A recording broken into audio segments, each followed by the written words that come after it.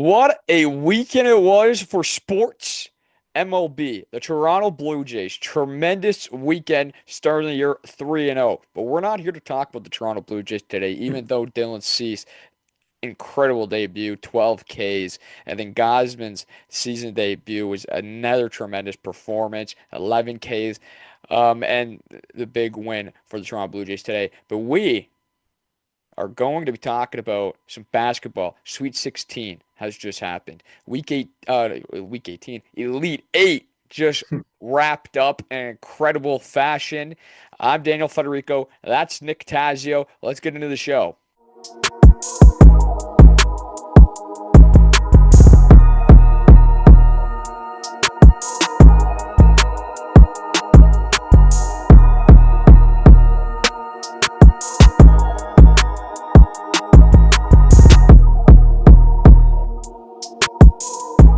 All right, we're going to start it off with some Sweet 16 games.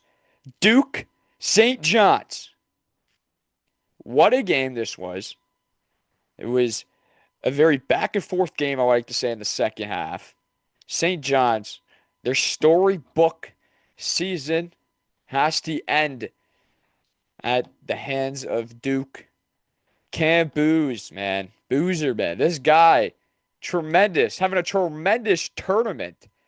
Um, well, we already know what happened with Duke today.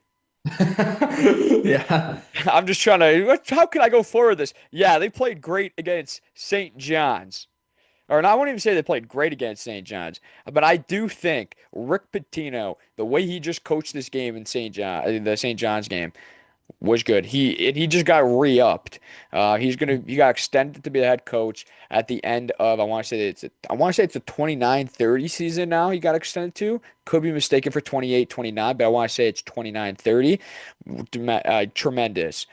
Um, Duke rallies from 10 points down 10 to beat St. John's. Nick, talk about this game a little bit because we're going to go through these Sweet 16 games very quickly so we can really talk about the Elite Eight that happened last night and today. If, for everyone recording for this, we're recording on a Sunday night to be Yeah. exact. Um, Duke, really the two big storylines of this game, in my opinion, were Boozer and Isaiah Evans's performance. They combined for 47 points. And this was a close game all the way throughout. So they really needed their two stars to have those performances that they did. And like when I mean it was close, like it came down to crunch time. But I'm sad to see Rick Pitino go. That he's the other storyline of this game, just the success of St. John's, and especially with everything that he's done with them. But I think like this is a big encapsulation of just his career. Like the guy wins everywhere he's at. It doesn't matter if he is at Providence in the 80s, obviously Kentucky with his great run. And then overseas at Panathinaikos in Greece, he wins over there, goes to Iona, takes them to the tournament, and now St. John's. Uh, Obviously, extending him was the right decision. I just can't help but feel optimistic to the max for St. John's future with Rick Pitino at the helm. He is just one of college basketball's all-time greatest coaches.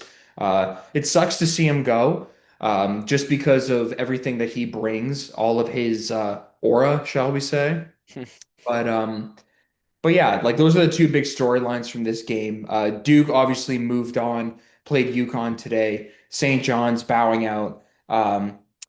He's got only two losses in 14 total Sweet 16 appearances, Rick Pitino, which is just incredible if you think about it. Legendary coach Rick Pitino.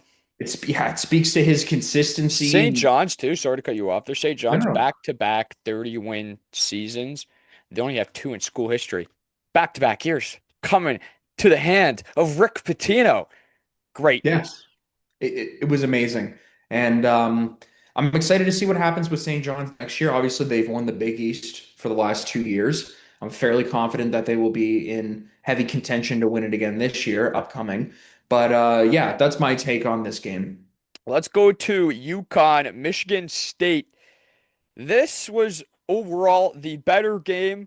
From the Sweet 16, as we saw blowouts in the Tennessee game, Iowa. Yeah. I'm probably going to skip talk about that game, even though it's still a great game. Tennessee with a massive win over Iowa State, 76 to 62.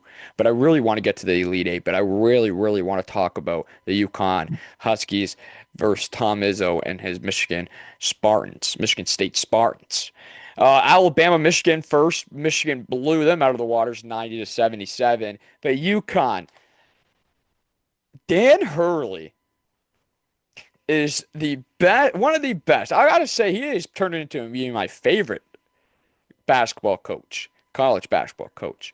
He, how he intensifies the game by a million. He is why UConn has been so successful. The ways that he approaches the game in such a, I don't know, such an emotional game every game it seems from him. Players like to be battled to their best, and Dan Hurley gets that out of them game in and game out. And the crunching minutes of this game against Michigan State proved on why this UConn Huskies team is special. What do you think about this game? Yeah, I mean, it was a horrible first half for Michigan State. They missed 21 of 25 in the first half, and then UConn just completely blew it open. They came back in the second, but UConn's players, they had a couple guys hit double figures. Obviously, Terrace Reed, who's just been like on a tear throughout this whole tournament. He had 20 points, 5 rebounds, and 6 assists, and then Caravan, the sharpshooter, at 17. Izzo, 11 and 6 now in the Sweet 16. He is known as kind of like, should we call him a Sweet 16 merchant? I don't know if we should, but he like that's his We thing, isn't could, it? we could, we could call him a Sweet He's 16 known, merchant. yeah, he's known for Sweet 16s. Whether it's obviously he has the winning record heavily, 11 and 6, but he's just known for that whole round of the tournament, Tom Izzo and the Sweet 16. I feel like that's just always a thing that you see on all these sports debate shows and the news and whatnot. But they fought back and they played pretty valiantly in the second half, closed the gap a little bit, but in the end, UConn, it's the coaching of Hurley, but it's also the performances, the consistent performances of their players. Like Terrace Reed, like I said, he's been a monster. Caravan has been extremely reliable from 3-point range. And Alex Caravan in this game against Michigan State was dominant on yeah, all facets of the game. Defense, being aggressive, grabbing those boards. Alex Caravan. And we're going to talk about him a lot more in the next coming minutes because of the efforts that he just played in today's game. But yeah, anything else?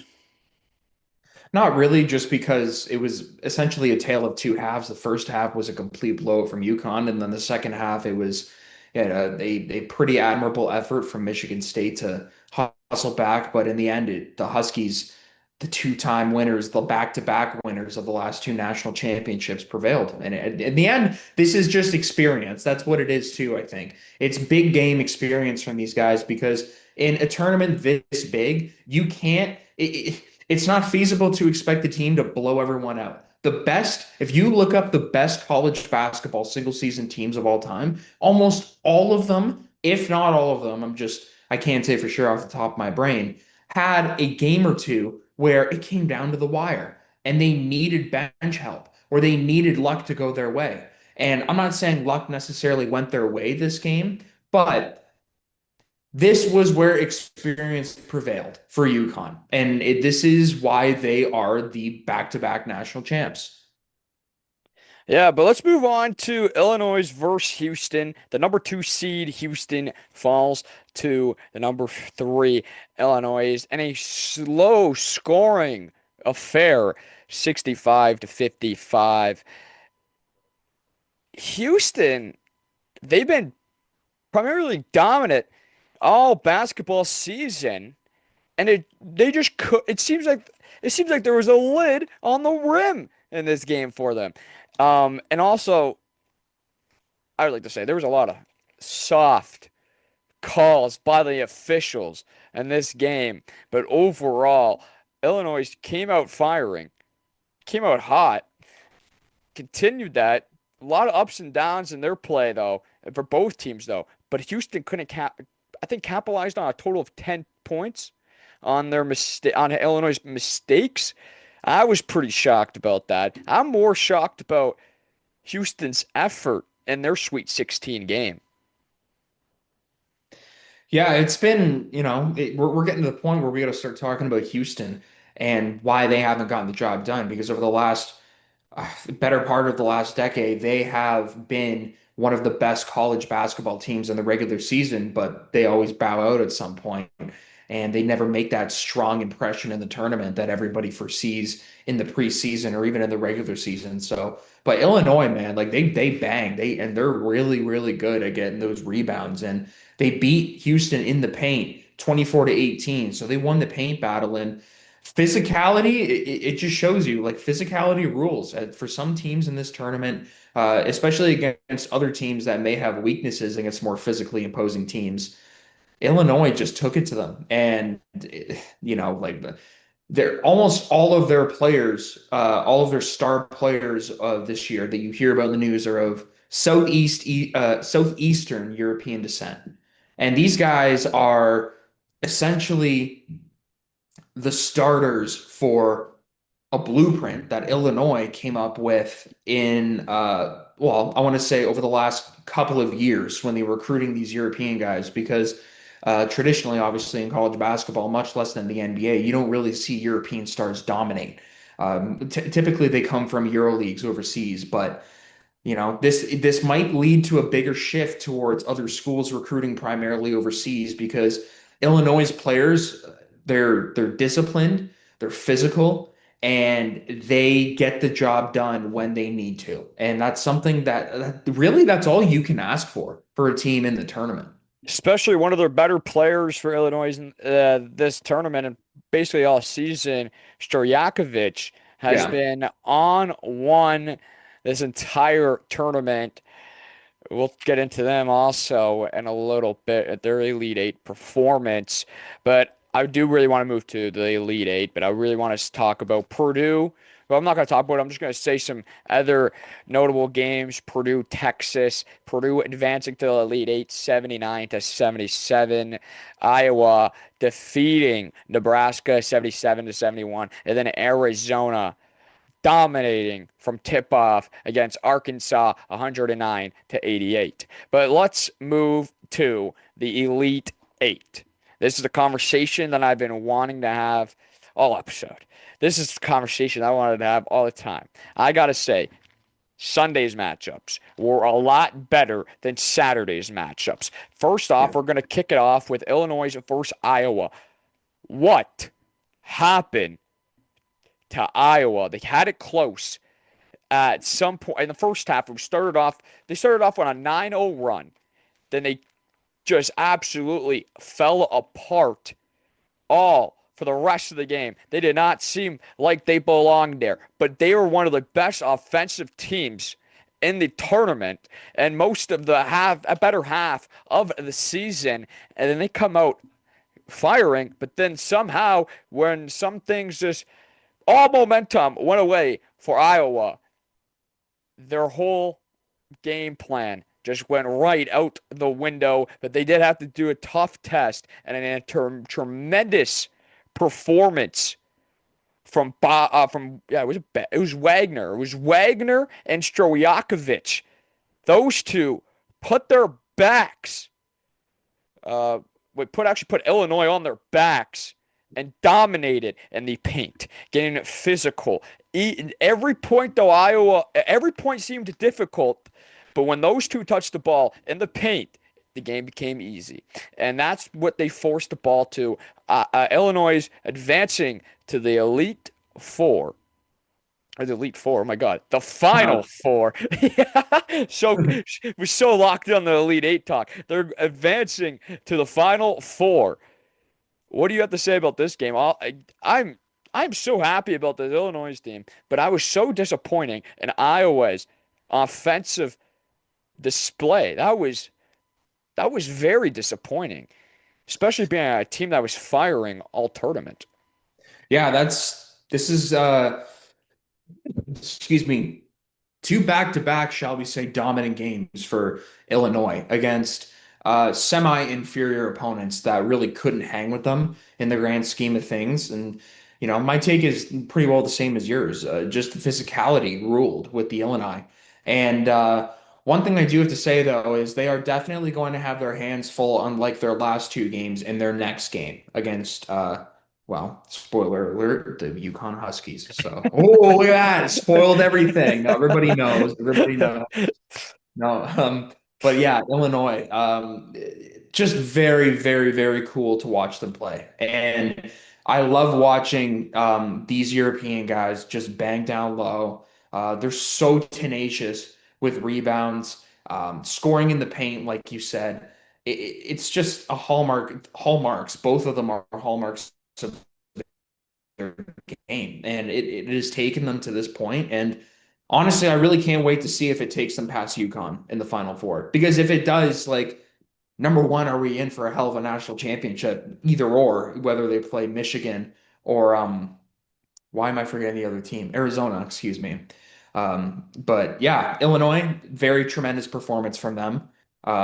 It's sad to see the Iowa story come to an end as well. I love watching Ben McCollum and Bennett Sturts. He's going to be future NBA player. He's going to be awesome to watch in the league. Alvaro Figueres, like these guys were awesome to watch in the tournament. We're going to remember them. And congrats to them. They did go to their first, was it Elite Eight or Sweet 16 since 1999? I can't be too Since 1999, it was the Sweet 16. since the okay, that was the Sweet 16. So, but Ben McCollum in his first season takes the Iowa Hawkeyes to the Elite Eight. So, congrats to Iowa. They definitely have a lot to be excited for in the future because the Lord knows their football team is lacking. Their football team is lacking, but I am excited to see the future in McCollum. He was a tremendous coach at the Division II level, tremendous coach last season, and he's just taken this program up another step or another level. But let's talk about the Purdue versus Arizona game.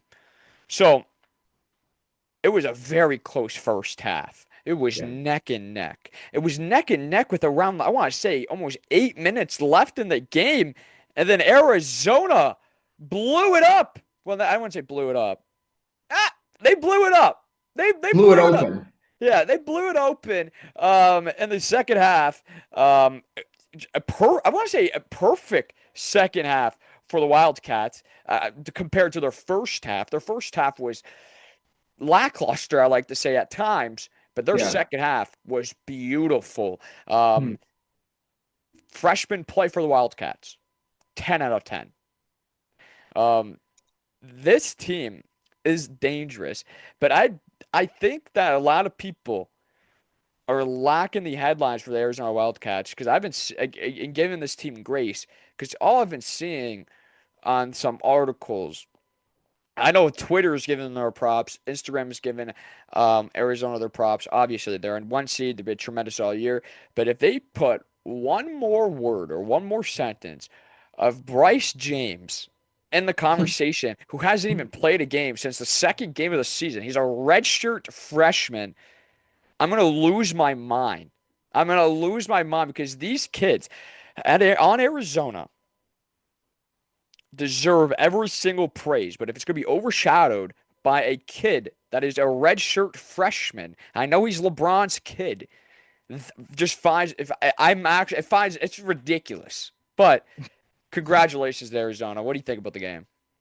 Yeah, I think they got to tighten up against Michigan if they're gonna want to go to the national championship. But props to the freshman Koa Pete with 20 and 7. Like this kid was banging, and he was hitting shots. He was playing tough, and they're definitely gonna need every ounce of their talent if they're gonna want to beat Michigan because everything that we've seen from the Wolverines up to this point has just been literally pure and utter domination, including Yaxel today. Oh my Yeah. God. We'll get into that next, Well, but yeah, that is our next game actually. And yeah, keep on going, go on. it's just Arizona to me, they're dealing with this psychological pressure, I think that, and I'm going to compare it to soccer here, that the Italian national team is dealing with. I think it's a little more present for the Italian national team than it is Yeah. for the Arizona Wildcats, given the fact that they could be going on three missed World Cups if they do lose to Bosnia on Tuesday. Massive game on Tuesday for the Italians. Oh my goodness, I'm so scared. 2:45 Eastern Standard Time. Oh my Eyes will God. be glued at the television or on the television. But yeah, Nothing continue, like a little continue. daytime Tuesday anxiety, but yeah, if they're dealing with pressure to win the whole thing. How often do we see coming into college basketball seasons on various different right, Jay Billis, whatever pundit you want to put out there? How often do we see Arizona, at least in the last half decade, shall we say, like better part of the whole decade? How often do we see them as one of the favorites to win the national title? It's almost all the time. They have such consistent play in the regular season, and then for some reason, it's just like things happen to them, and it's good to see them getting past Purdue in the fashion that they did with that strong second half performance. It just worries me with how bad they were in the first. Yeah, they have to tighten up their play, especially against a tough Michigan team. Let's talk about Michigan right here. Dominate, dominate, dominate, dominate, dominate. Game against Tennessee against the Volunteers, 95-62 win. Yaxel Lendenberg from JUCO. First, no, not he was not a didn't he wasn't rated a single star. Went the JUCO route. Came into the NCAA. Joined this Michigan team. His career skyrocketed. He is now a projected first round prospect, and I understand it. All season long, this kid has been special. Yeah. This has, and today, put on full display of the entire team of Michigan on how physical they can be and how they can dominate you in every single aspect of the basketball game, the beloved basketball game. The Michigan Wolverines. What a performance against Tennessee. Yaxel, he is the man for the Wolverines, and he is going to take this team to now they're in the Final Four. But may I say, he's going to lead this team to a national championship. And you can mark my words, this kid is special. This team is special. The Wolverines, finally, something's going good their way after how the football debacle has been going the last couple of seasons, Yeah. minus their national championship. But last year was rough. The year after was. Congratulations to Michigan on a massive victory. What do you think about this game? Um, I have in my notes here, Arizona is now the favorite to win the tournament, but I should have added at the end what I was going to add, but I guess I just forgot to. That is that is largely the consensus approach, I would say, from the mainstream media, is that Arizona is the favorite, and that is the media factoring in everything that they've done thus far, not just in the tournament, but in the regular season, compiling what they have done in the tournament with that, and then making that decision. Michigan is the best team, in my opinion, left in this tournament. And I know that goes against a lot. I've been doing a lot of flip-flopping when it comes to Michigan and Duke, and now I'm back to Same, Michigan. same. It's really hard not to say that given the way that they absolutely destroyed one of the game's greatest tacticians in Rick Barnes' Tennessee Volunteers. Absolutely took it to them. Yaxel had 27 freaking points today. Like, unbelievable. They opened the game going like they went on 21 to nothing run in the first half, and then Tennessee just couldn't scrape back from that. I don't blame them because that's like, how can you? Um, Little sad because the Volunteers haven't gone to a Final Four in their entire history. Michigan, they've been to a couple. This is their ninth, their first since 2018, A but they couple, are more than a looking for, couple. yeah, they got more than a couple under their belt, but they are looking for only their second national title in program history. The first, obviously, coming with the Fab Five back in the day with Chris Webber, Jalen Rose, and those boys. But I'm just so excited to watch them play Arizona. I really think they're going to beat Arizona. Um, and that's just because the absolute offensive tenacity that they have and just the sheer size all across the board. Like with Mara and Morris Johnson, obviously Yaxel, he's pretty big guy. Um, Dominican LeBron, man. He's going to lead the Wolverines to the promised land. Michigan, Arizona next Saturday, April 4th at 8:49 p.m. Eastern Standard Time. I'm going to be glued to the telly. We got two big games coming up, but let's talk about the last Elite Eight game of the weekend. Duke, UConn. UConn Yeah. down 19 points. What a comeback. Shooting terrible beyond the arc. 1 Horrible. for 18 in the first half. And then they somehow uh, translated into the second half. And then they turned it around with the last 4 minutes remaining in the game. And then the last zero point 0.4 seconds left on the clock. That's what they gave Duke. Braylon Mullins from the logo. That is going to be the greatest shot of March history. Braylon Mullins. What a game. What a comeback for the Huskies. Dan Hurley is the man. Dan Hurley is my new favorite head coach of college basketball. This team has no quit in it, and now they're going to go play a tough test, a tough team in Illinois on Saturday. What a performance. What a game. What a choke of a job from Cameron Boozer with how did he not hold on to the ball there? Coughed it up. Mullins from the logo. UConn still dancing. Going to the Final Four. What a I'm going to keep on saying it. What a performance from down 19 points. What do you got to think about this game? I like we're just coming off like the end of this game, like as we're recording this. So I'm still reeling. Like I couldn't believe it. UConn were they were so bad in the first half, and Terrible. was having a stinker. And then Terrace Reed was the only one I would say that was the consistent performer throughout the night. Solo He, Ball was having an off day too. oh yeah, but like he pretty well brought them back from the dead. And then Yeah. as halftime ended, it wasn't a quick barrage of threes that just snapped up the score difference, and then all of a sudden the game was tied. No, this was like a slow process of Paint UConn points in the paint. The boys were hungry in the paint. They knew they point. couldn't attack outside. They Yeah, fed. They ate in that paint. But I do say, if they want to beat a team like Illinois, they're gonna have to shoot a lot better beyond the arc. But Alex Caravan, what a clutch three he had too to bring this game within 3 points. Or was it yeah, five? Was it five? Was big it three? shot. I think it was 3 points, right? He brought it in within three. Yeah, I have it in my notes here. Let's see. Caravan.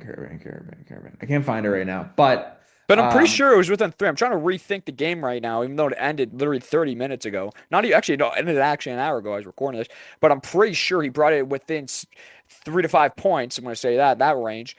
What a shot. He was shooting terribly all game. That was a massive three, a clutch three. Brought these guys back. If he missed that, the game's over. If Alex Caravan missed that 3 point, the game is over. Duke wins because Cam Boozer in the paint was unstoppable all game.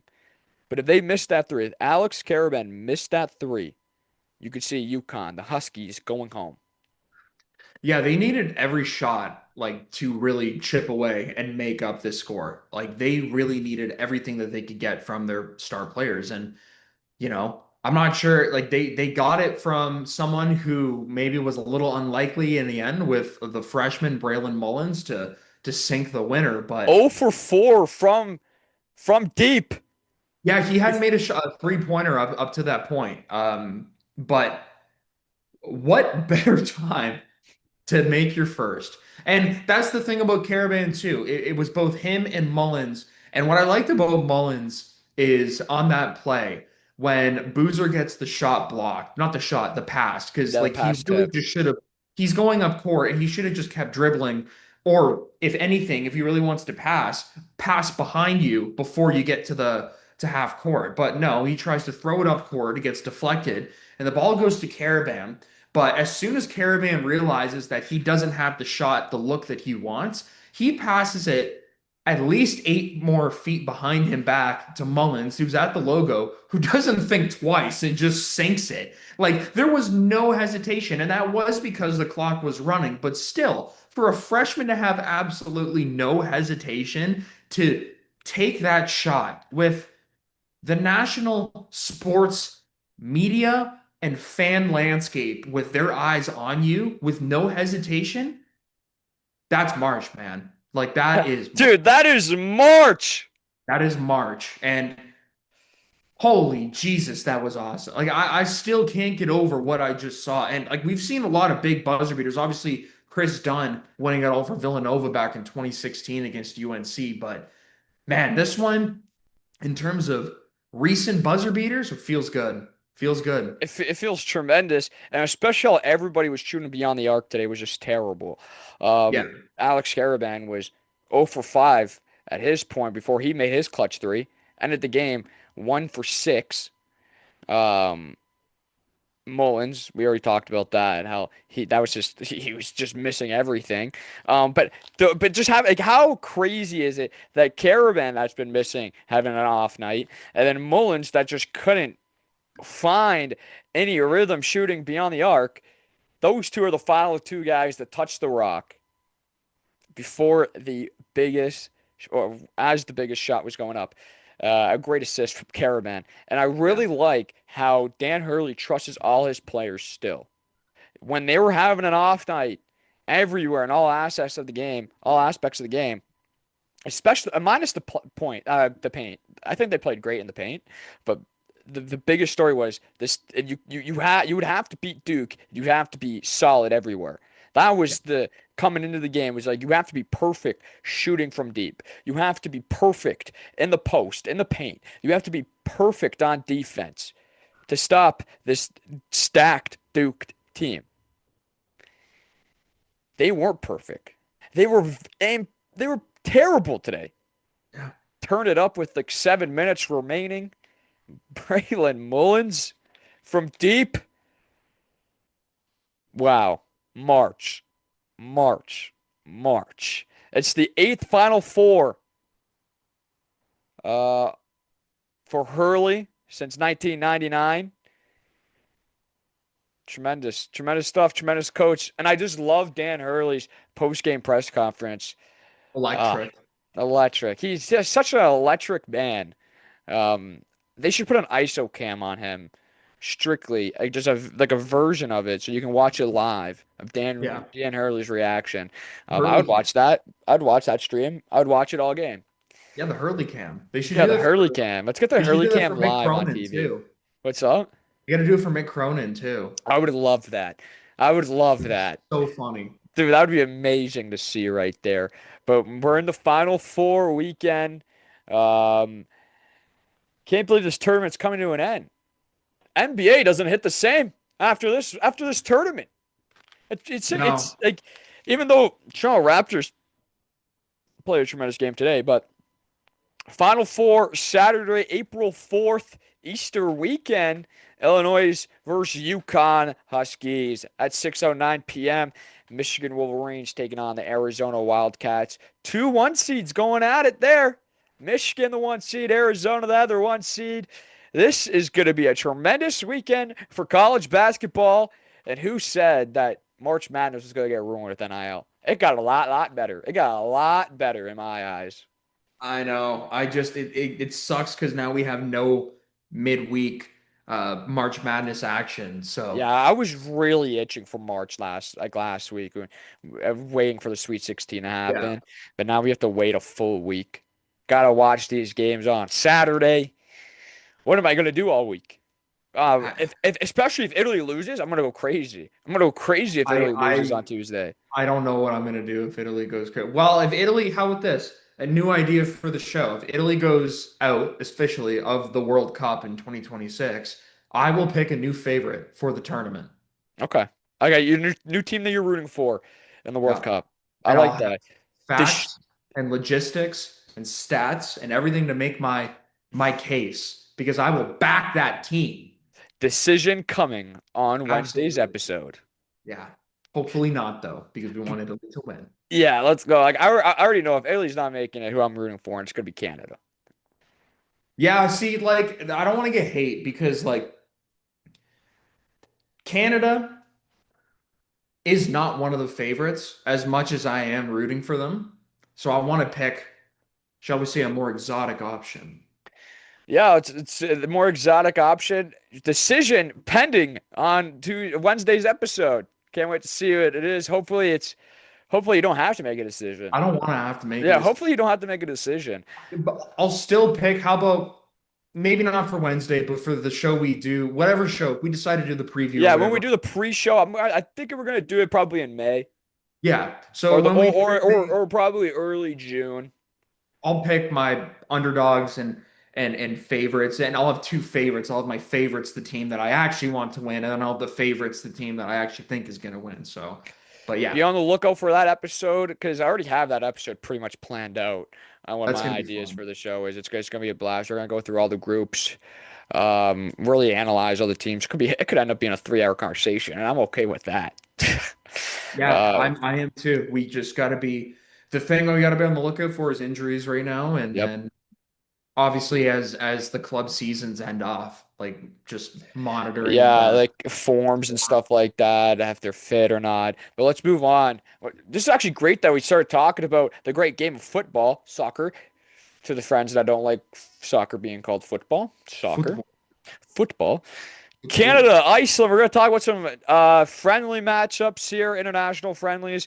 Um, Canada, Iceland. Canada tying 2-2. Did not like their performance. They're dealing with injuries. They tried out new players. Flores made his Canadian debut as he made his one-time switch from the Mexican national team, Mexico's national team, um, to the Canadian national team. Um, two penalty kicks for Canada, both coming from Jonathan David. So I liked it, but what I really was upset about was Tajon Buchanan's red card. Yeah. That was weak. I feel like that was weak. That was a weak elbow. It wasn't even an elbow. It was like a more like a shoulder. I gotta look at this again. I got. Let me He was, watch. and up to that point, he was so good. Like he was Yeah. electric. And to me, this game is like it depends on how you look at it. You Like, can look, come on, that's ridiculous, ref. you got, you saw it. I've been watching it. I just had to really replay in my mind. I find that so ridiculous that they pulled a red on that. I know they were going back and forth all game, all match long.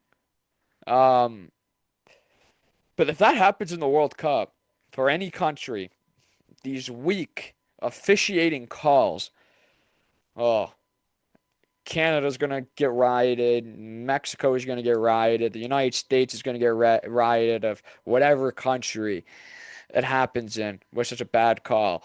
But Tajon Buchanan should have not been sent off for that. But yes, he did play a tremendous game. Really, I I think in the second half, I really liked Canada's style of play. The first half, they looked sloppy. They looked, and it kind of makes sense. You know, they're trying out new guys, trying out new schemes, trying new system, basically, I'd like to say, and especially new players right before the World Cup. You're going to have to try everything to get the best possible look at your national team. And I was okay with it. Like, friendlies, if they lost this, I wouldn't care. I just, it was against Iceland, so I wish they won that. Um, but I do not know what's going on with the defense. It looks I want to say it looks very inconsistent. You can now there's going to be a lot of debates on who they play in the back. I think across the board, but for sure, certainly the center backs. Um, I don't know, and I didn't even. And I don't think Canada's goalkeeping has been strong at all this year for any other club teams. So even in Canada, even when they put a Canada jersey on, they haven't looked strong. So there's a lot of cause for concern for Canada, but there's also a lot to be happy about. But I think the number one main of concern has to be the health on Alfonso Davies. But what do you think about this Canadian performance? I think it depends how you look at it. You can look at it like glass half full or glass half empty. And the bottom line is this Canadian national team is just dealing with so many injuries right now. And almost all of those injuries are concentrated on in the defense. And if you look at this game and just look at it from, the highlights or the video analysis or whatever, both of their goals came from defensive errors from those two center backs, Kamal Miller and Joel Waterman.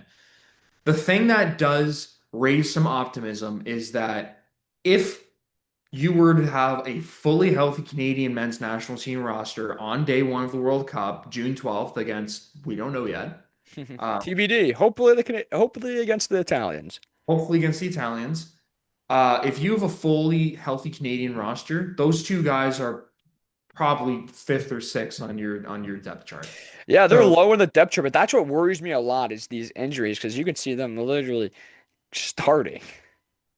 that's what I mean, and this is where the glass half empty approach comes into. So you look at it from the wider view, and then you think, well, gosh, like when are these guys going to come back? Because we are in dire need. If you draw 2-2 against Iceland in a friendly, I don't want to see what can happen in your group, especially if against, you know, Italy obviously isn't the Italy of 2006 when they raised the World Cup, and they haven't been anything close to that since then. Obviously, the Euros in 2021 was the closest that they've got in terms of form and style, but they are not who they were. That's the reality that we have to accept. They are breeding a new generation of players, and that is what they are hoping can take the next step into becoming Italy, four-time World Cup champion once again.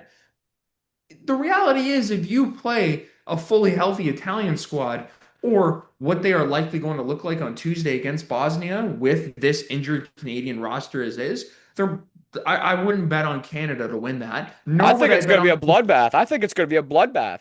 nor would I bet on them to beat Switzerland. Switzerland is one of the more tough teams that we like Shaqiri, like we have guys like he just scores worldies in international tournaments as is.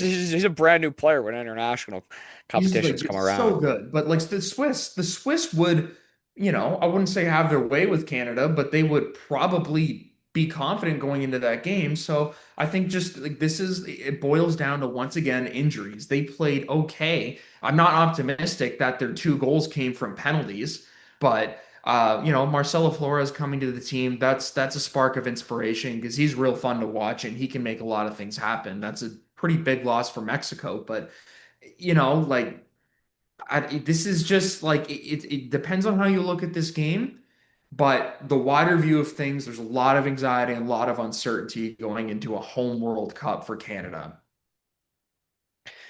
I'm excited to see how they are going to look. I'm excited to see how all these teams are going to look from the World Cup. I'm just excited for the World Cup. Me too. But Canada's first game of the World Cup will be coming June 12th against who knows? It could be Bosnia or Italy. We'll find out on Tuesday. But Bosnia, for let's, that matter, too, would probably feel confident going into that game. Just to say yep, that, put that out yep, there. yep. No, I agree with you. But let's move on to a team that's lost all their confidence. The United States of America losing, getting dominated, getting absolutely killed, getting absolutely ragdolled by Belgium, losing 5-2. What is like this United States men's national team has lost all its confidence. I know it's just a friendly, but with the World Cup approaching, you cannot get dominated like this, especially against Belgium. Belgium's a good team, but Belgium's really if you good. want to be serious in the World Cup, these are type of matches that you need to look a lot better. You don't have to win it. You just got to be somewhat competitive. And I gotta say, they weren't competitive at all, the United States. Um, and I used to love watching this national team play. You know, they have a lot of guys obviously still playing in the MLS, and MLS is a terrific league. But they also have a lot of guys playing in top flight European leagues. Yeah. Christian Pulisic is their best player, and he's arguably on the best. And he's the best American player. But he is I'd say currently arguably McKennie's in better form. yeah. If we're talking about forms, yeah. But I'm talking about player. Yeah, Pulisic no, is you're where it's right. at. Pulisic. Yeah, and just but he has been playing. He hasn't been playing right for I want to say a year now. Could that is that far fetched? Is that bad to say that he has not been playing up to his standards? Because trust me, like I think people that come from North America and you get your standard is high and it's high enough to be like you're up there with literally the best of the best in Europe and your standard is so high and you can't capitalize that, you should, but first you should feel honored being set to that standard. Second, he doesn't, I don't know what's going on with them. Is he sick? Does he have the flu? What's wrong with him? Because this has been, he's been a terrible watch. I don't know. There's not much I could describe it. He's been terrible. Well, he's just like, and even for Milan in Serie A, he hasn't been, he hasn't scored yet this year, and he hasn't scored for the U.S. national team since 2024. So that just kind of shows you the rut that he's been in.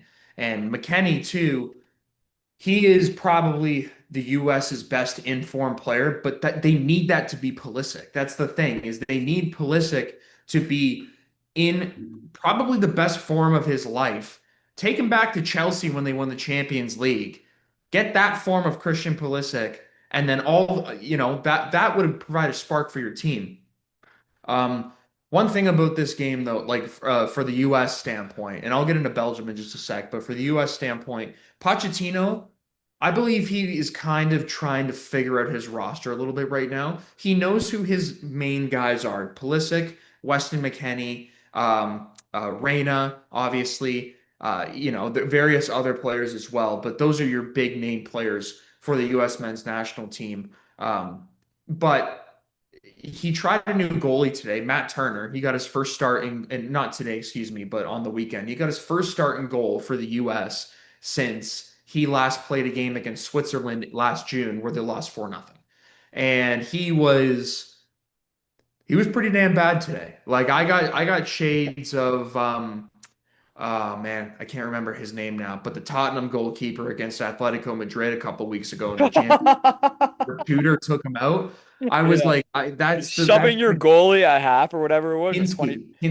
Anton Kinsky, that was his name. But as for Belgium, Jeremy Doku was a monster on the wing. And he is in tremendous form for Manchester City currently in the Prem. So that just, speaks to how good he's going to be, likely, hopefully, for the Belgian national team in the World Cup. Because for me, at least, he's one of my favorite players to watch in Europe when he is in his best form. And this was just a sudden collapse after the second half.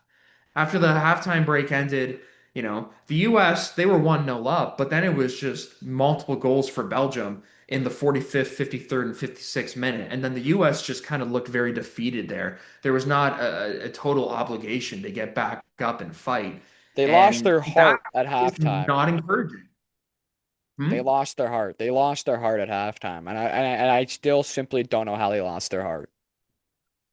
I don't know either, because if you're going into your home World Cup, like, don't you figure that if you are down like 5-2 or whatever, down by like that big of a score, don't you figure that at least, playing intense and then fighting for a goal will look, it will at least bring you up in your fans' eyes and in the media's eyes, but it might also do something for team spirit and chemistry as well. Going This is into your home World Cup. this is what I'm thinking though. Because it's their home World Cup, I think we're gonna find I think we're gonna find that Christian Pulisic again. Just because he's playing on home soil. I think he's gonna find himself. I think he's gonna find the love for the game again. Because man, I really hope he does great. He is such a great player for North America. I Not think, not just the United States, yeah, no. for all of North America. He is one tremendous ambassador for this game and growing it. I really hope he does well, and I really hope he finds his style again. Because hey, he's actually a really awesome guy. He's a tremendous person too. I Hmm. just hope he finds his form, and I think because the World Cup's at home, he's gonna have to. There's gonna be a spark that just I don't know lights up, and he's gonna blow up and be great again. Hopefully. Yeah, I hope so too. I mean, he's tremendous to watch when he's in form, and you can kind of see him in this game. Like, he was trying to make some runs into the final third, but he wasn't really able to capitalize on his chances. and hopefully he's able to pick it back up. But for the U.S. men's national team as a whole, if they bow out of this World Cup early, it will be a tremendous failure because Yep. since Qatar 2022, they have been building and building and building for this World Cup. This was supposed to be the result of the U.S. men's national team's first whole golden generation of players, where you have McKinney and Reyna, and then Pulisic, even though he's a little bit older than some of the other guys. This was supposed to be where all of these players who have played together their entire lives reach the pinnacle of their performance and their careers, and then they all come together, and then the U.S. men's national team takes glory or makes it to the semifinals or something like that, goes to the World Cup final, you know what I mean? If they're not able to do something, if they're not able to go to at least, I'm going to say the quarterfinal, that's a failure. Tremendous failure. I agree with you on that, but time is cutting down. I got one more conversation to have, and it's gonna be a discussion piece. We're gonna make this short. And we have an extra news, but I really want to cover this, like the hockey news that you have on your thing. I want to Yeah. cover that for Tuesday's episode because there's gonna be a lot more news that's come out of this. Yeah. Um, but I want to talk about this. But great weekend in sports. Italy, Bosnia on Tuesday, 2:45 p.m. Eastern Standard Time. Excited for this. Canada has another matchup coming up. Same with the United States and their friendlies. But let's move to this. UFL kicked off this weekend. We're not going to talk about the games because I barely watched the games. I trust me, they actually looked really fun. But 60 a 60 yarder is worth 4 points in the United Football League in the UFL. Awesome rule. Very exciting. Um, but I have a question for you, and I don't know if you saw in the text today, but I have a question for you. So the UFL has a lot of rules, new rule changes. 1 foot in, like college. They banned the tush push. Their kickoff rule the NFL already adopted. Now 60 yarders and beyond are worth 4 points, and you can't punt within your 50-yard line. So you got a lot of guys going for it within the 50.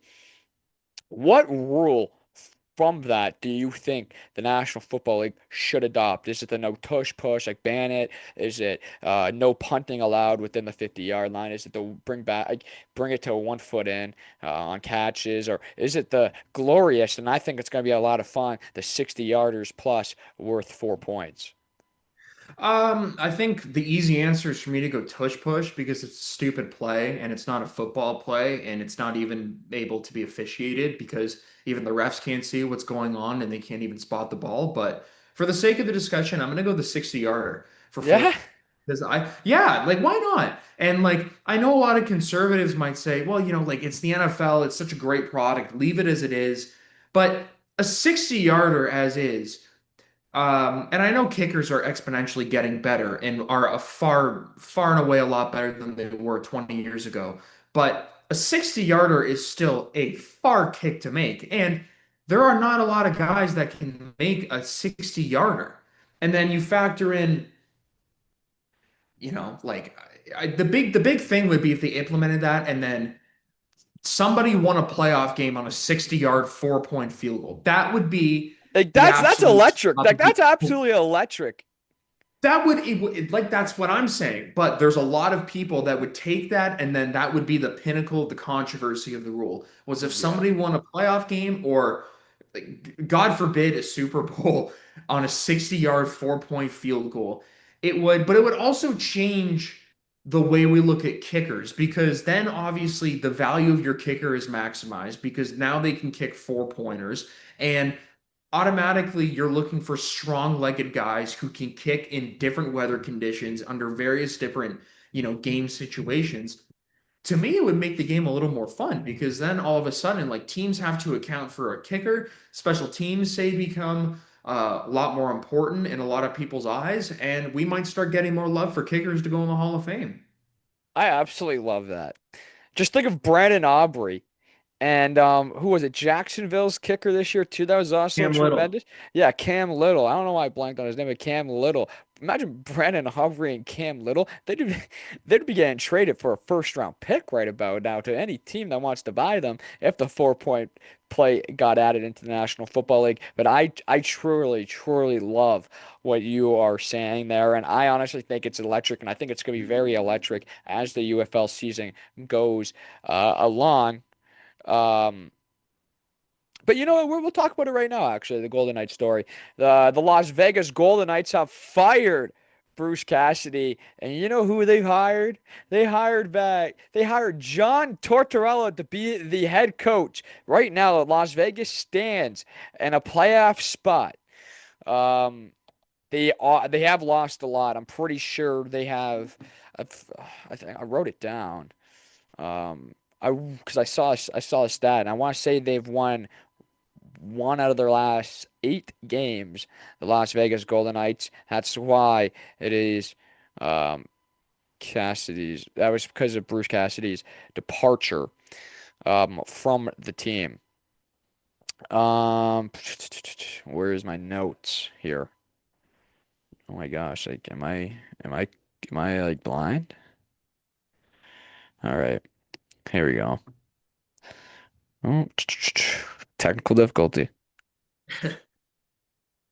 Yeah, they've won one game in their last 8 matches, and in their last 8 games, the Las Vegas Golden Knights. So that's why Cassidy got fired, bringing in a loudmouth, and I think he's a tremendous coach. Sometimes he doesn't know how to get his words across the locker room, but that's what makes John Tortorella an absolute special coach.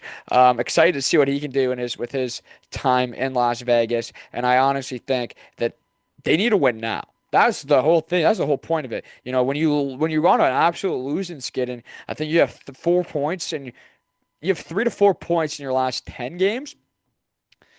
All right, it was a time for a change. Perfect time to do it. Actually, there is no perfect time for a firing, but I would say in this case, right before playoffs approach, and your team is still in a playoff spot, bring in that new voice, and that's exactly what they did with Torts. And I'm absolutely pumped up. We got 3 minutes. You have anything to say about this? The Bruce Cassidy era was special for the Vegas Golden Knights because he brought them their first Stanley Cup. So I think he'll be missed from a standpoint of just fan love, and he'll Oh, hey, obviously legend for sure, legend, franchise legend. franchise legend. But obviously, like things happen, change happens within rosters, and it was time. It was time, and they did it at the right time. They cut the cord, and they bring in a guy in John Tortorella who, while they're still in the race for a wild card spot, is one of the preeminent, shall we say, like motivators in the sport. He's very passionate. He's very strategic with his passion. Sometimes it tips over the edge a little bit, Just a but tad. but I would say that for this team right now, at this moment, fighting for the playoff spot that they are fighting for, he's the right guy. I can't think of a guy who I would, like obviously like there are marquee coaches out there who you would say, oh, John Cooper, you know what I mean? But like, why not Tortorella, man? Yeah, I really like this hiring, and I like Torts. Um, NHL playoffs are approaching soon, as we're in the end stretch, the ending of the season. Same with the NBA. The NBA is coming to an end shortly and within the next couple of weeks. Same with the NHL. Excited for those playoffs, even though my Toronto Maple Leafs are not going to be in it, but at least my Toronto Raptors are most likely going to be in the NBA playoffs, and the Toronto Blue Jays are on to a hot start. 3-0, but there's a lot of games left, but right now they're on pace for 162-0 record. But this has been the Daniel Federico show. It's great to be back, a fresh week. We have a couple great episodes in store too. Um, a D1 recruit coming on Wednesday's episode. I'm excited. Stay posted for that one. I'm Daniel Federico. That's Nick Tazio, and this has been the Daniel Federico show.